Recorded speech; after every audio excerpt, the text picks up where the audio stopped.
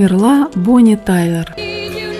Мир сокрушила печальная весть. Не стала легендарной певицей Бонни Тайлер. 75-летняя исполнительница скончалась после осложнений, перенесенной экстренной операции на кишечнике. Семья и команда Бонни Тайлер с глубокой скорбью сообщают, что Бонни неожиданно скончалась в больнице в Португалии в результате болезни, от которой она лечилась, говорится в заявлении, опубликованном на официальном сайте певицы. По данным СМИ, Тайлер почувствовала сильные боли в области живота и была госпитализирована в начале мая. Медики диагностировали перфорацию желудочно-кишечного тракта, которую удалось устранить в ходе срочной операции. Однако инфекционно-воспалительный процесс продолжился, вследствие чего состояние певицы усугубилось, и врачи ввели ее в искусственную кому. Позже стало известно, что операция была проведена после разрыва аппендикса. В середине июня певица пришла в сознание и, казалось, даже пошла на поправку.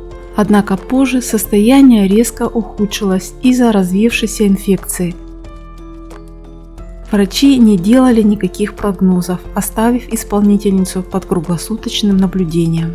Британская певица находилась без сознания и была подключена к искусственной вентиляции легких. Доктора были весьма сдержаны в прогнозах. Бонни была госпитализирована из-за проблем с кишечником еще 30 апреля. Поначалу ее состояние оценивалось как стабильное, но после операции что-то пошло не так, писали СМИ. Через несколько дней представители Тайлер на ее официальном сайте сделали заявление, что певица восстанавливается, а искусственная кома должна помочь организму.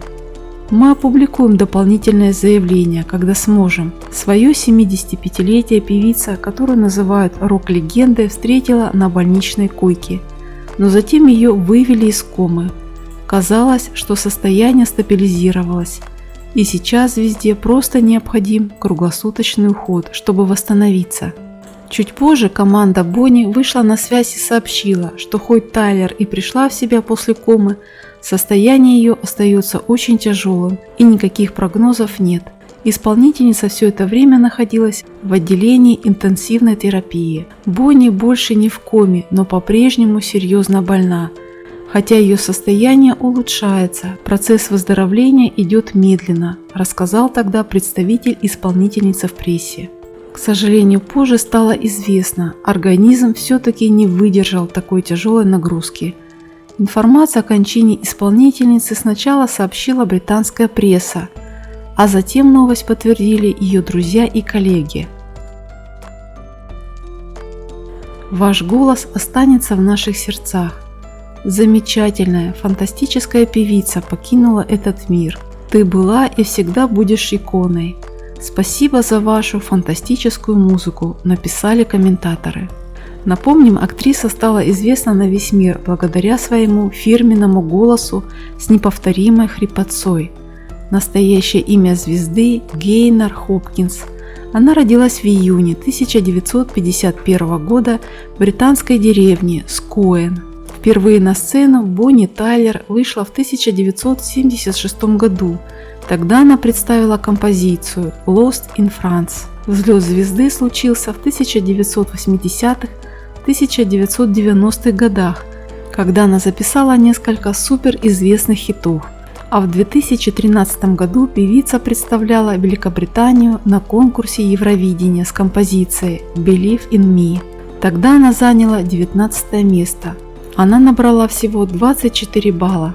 Люди любят Евровидение. Если я не выиграла, то не думаю, что это как-то повредит моей репутации. Люди слишком хорошо знают меня, они видели, как я уже на протяжении полувека выступаю с концертами живьем. А это дорогого стоит, комментировала свой провал на конкурсе Бонни Тайлер. Биография Гейнар Хопкинс началась в семье угольного шахтера и домохозяйки.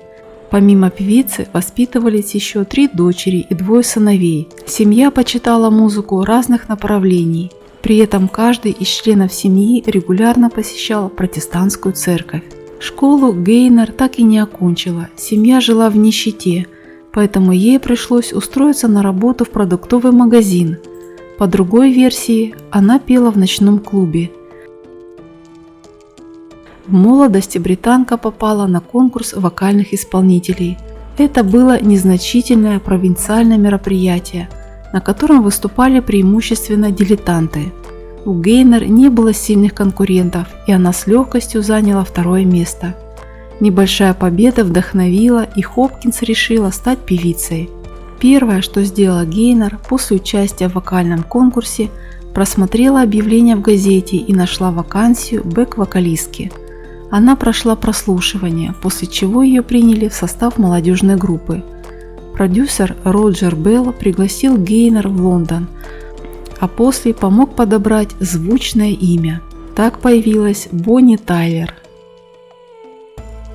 В тот период у певицы обнаружили заболевание голосовых связок, потребовавшее операции. После лечения доктора запретили Бонни разговаривать в течение месяца, но Тайлер не выдержала и нарушила врачебные рекомендации. Так в голосе певицы, ранее звонком и чистом, появилась хрипотца. Британка отчаялась, полагая, что дефект положит крест на музыкальной карьере. Однако успех вышедшего в 1978 году сингла говорил о другом. После выхода песни мечта Бонни сбылась, она прославилась. После выхода 4-го альбома Бонни захотелось перемен. Певица искала новый стиль, а потому попыталась связаться с Джимом Стейманом. Сегодня продюсер известен как автор знаменитых песен, прозвучавших в начале 80-х в исполнении Тайлер. Тогда же он был для актрисы почти недосягаем. Юной певице все же удалось встретиться со Стейманом. Он прослушал предыдущие песни, и они не произвели на него впечатления. Тем не менее, продюсер почувствовал в Тайлер потенциал. Личная жизнь певицы сложилась счастливо. В 1972 году Гейнер Хопкинс вышла замуж за спортсмена и агента по недвижимости Роберта Салливана. Брак знаменитой певицы и удачливого бизнесмена не сопровождался интригами и скандалами, что для шоу-бизнеса случай редкий. В прессе регулярно на протяжении более чем 40 лет появлялись фото счастливых супругов. В 1988 году чета приобрела дом в Албуферии. В 2005 певица согласилась на съемки в польском шоу, посвященном роскошным виллам звезд шоу-бизнеса. При этом владение в Албуферии – малая часть недвижимого имущества знаменитой семейной пары. В 1999 семейная пара владела сельскохозяйственными угодьями в Новой Зеландии и Португалии, 22 домами в Лондоне и Беркшире. Однако биография Гейнер Хопкинс включала не только радужные события. Главная мечта Тайлер и Салливана так и не сбылась. Певица многие годы пыталась забеременеть.